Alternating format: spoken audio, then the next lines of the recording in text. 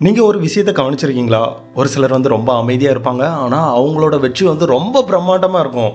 "இவங்களா இத பண்ணது?" அப்படின்னு நம்மளால நம்ப முடியாது. அந்த அளவுக்கு இருக்கும். இன்னொரு பக்கம் பார்த்தீங்கன்னா, ஒரு சிலர் வந்து, "நான் இத பண்ண போறேன், அத பண்ண போறேன், இப்படி பண்ண போறேன், இப்படி பண்ணிட்டு இருக்கேன்." அப்படின்னு சொல்லிக்கிட்டே இருப்பாங்க. கடைசியில அவங்களோட முடிவுல வந்து எதுவுமே நடக்காது. அவங்க கனவுகள், இன்னொன்னு வந்து அவங்களோட பெரிய திட்டங்கள் எல்லாமே ஸ்பாயில் ஆயிரும். இது வந்து எதனால நடக்கு அப்படின்னு நம்ம இந்த வீடியோல பார்க்கலாம்.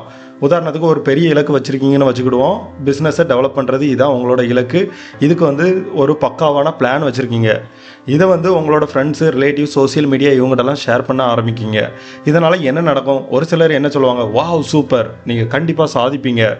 அப்படின்னு சொன்ன உடனே ஆட்டோமேட்டிக்கா ஆல்ரெடி நீங்க இத சாதிச்சிட்டீங்க அப்படிங்கிற மாரி உங்க மூளை வந்து நம்ப ஆரம்பிக்கும். இது வந்து போலியான சாட்டிஸ்ஃபேக்ஷன்.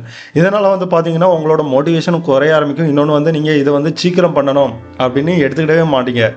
ஏன்னா நீங்க ஆல்ரெடி சாட்டிஸ்ஃபைட் ஆயிட்டீங்க. இன்னொரு பக்கம் பார்த்தீங்கன்னா, ரொம்ப ஒப்பீனியன்ஸ் பலர்ட்ட இருந்து வரும். இது ரிஸ்க்கு, இது உன்னால முடியாது, இதுக்கு ஃபியூச்சரே இல்ல.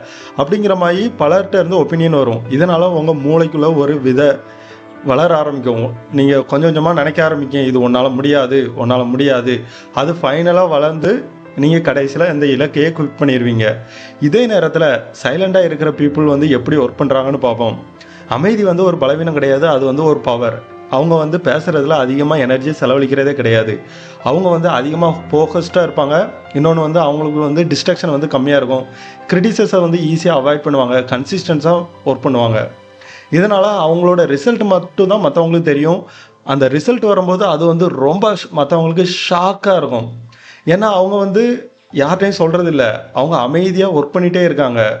அவங்களோட எந்த ஒரு நேரத்திலயும் அவங்க எக்ஸ்கியூஸஸ் சொல்றதே இல்ல. ஸோ அமைதியா ஒர்க் பண்றது, அதனால வர்ற ரிசல்ட் வந்து ரொம்ப பிரம்மாண்டமா இருக்கும். Thank you.